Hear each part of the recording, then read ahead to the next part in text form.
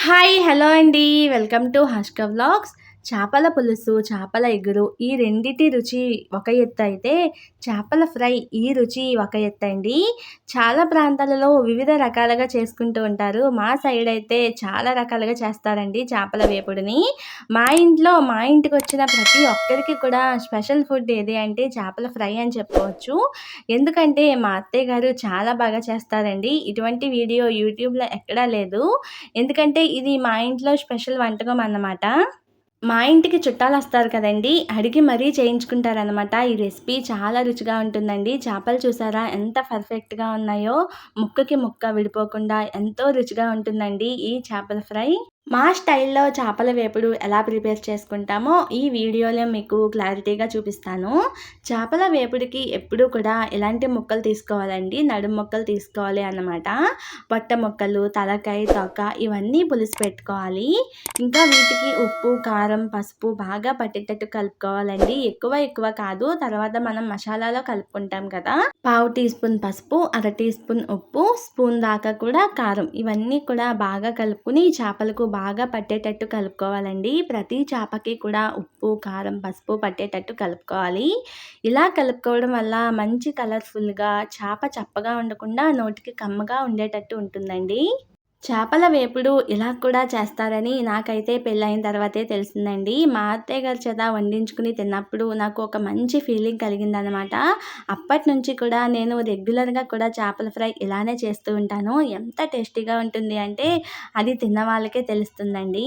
First అయితే stove on చేసుకొని ఇలాంటి మందపాటి మూకుడు పెట్టుకోవాలండి. ఆయిల్ వేసుకోవాలి. 2, 3 గరిటెల వరకు ఆయిల్ వేసుకొని ఆయిల్ వేడెక్కిన తర్వాత మంట లో టు మీడియం ఫ్లేమ్‌లో పెట్టేసుకోవాలి.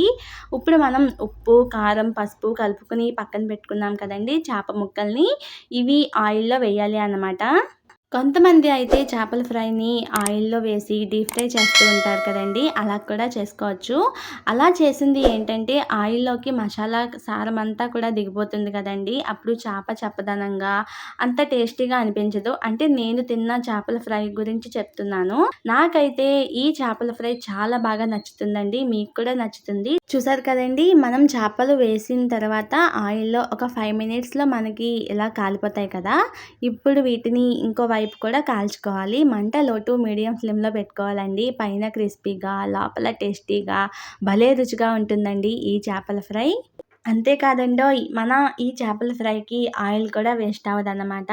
ఇంకా మనం డీప్ ఫ్రై చేస్తాం కదండీ చేపల ఫ్రైని, అప్పుడు ఆ ఆయిల్ వేస్ట్ అయిపోతుంది. ఇంకా ఒక్కసారి ఆయిల్ వేస్ట్ అయింది అంటే ఇంకోసారి మనం దాన్ని యూజ్ చేయం కదా! అంటే నీచు వాసన వస్తుంది. యూజ్ చేయము, పడేస్తాము. ఈ చేపల ఫ్రైకి అయితే అస్సలు ఆయిల్ అనేదే వేస్ట్ అవ్వదన్నమాట. మనకి ఈ ఆయిలే సరిపోతుందండి. ఇంకా రుచిగా కూడా ఉంటుందన్నమాట. మిగిలిన చేప ముక్కలు కూడా ఈ ఆయిల్‌లో వేసేసుకొని మంట లో టు మీడియం ఫ్లేమ్‌లో పెట్టుకొని వేపించేసుకుందాము. చిన్నవాళ్ళకైనా, పెద్దవాళ్ళకైనా చేపలు ఆరోగ్యానికి చాలా మంచిదండి. నాన్ వెజ్‌లో మటన్, చికెన్ కంటే చేపలు చాలా మంచిది కదా! కాబట్టి మనం రెగ్యులర్‌గా చేపల పులుసు, చేపల ఇగురు పెట్టుకుంటూ ఉంటాం కదా! అప్పుడప్పుడు అయినా ఇలాంటి చేపల ఫ్రై పెడుతూ ఉంటే పిల్లలు ఇష్టంగా తింటారండి. ఒకటికి 2, 3 ముక్కలు తినేస్తారనమాట. చూసారు కదండీ! మనం రెండోసారి వేపించుకున్న ముక్కలు కూడా చాలా బాగా వేగిపోయాయి కదా! ఇవి కూడా ఒక ప్లేట్‌లోకి తీసేసుకొని మనకి ఇంకా ఆయిల్ ఉంది కదండీ! పెనంలో ఇంకా ఆయిల్ ఉంది కదా! ఇది మంట లో టు మీడియం ఫ్లేమ్‌లో పెట్టుకొని కరివేపాకు, ఇంకా ఇలా పొడవుగా కట్ చేసుకున్న పచ్చిమిర్చి ముక్కలు వేపించుకోవాలి. ఇంట్లో దంచుకొని పెట్టుకున్న అల్లం వెల్లుల్లి పేస్ట్ వేసుకోవాలండి. అప్పటికప్పుడు దంచుకొని వేసుకుంటే ఇంకా బావుంటుందనమాట ఫ్లేవరు. ఆయిల్‌లో అల్లం వెల్లుల్లి పేస్ట్ బాగా వేగిపోయిన తర్వాత ఇంట్లో దంచి పెట్టుకున్న గరం మసాలా పౌడర్ కూడా వేసేసుకోవాలండి.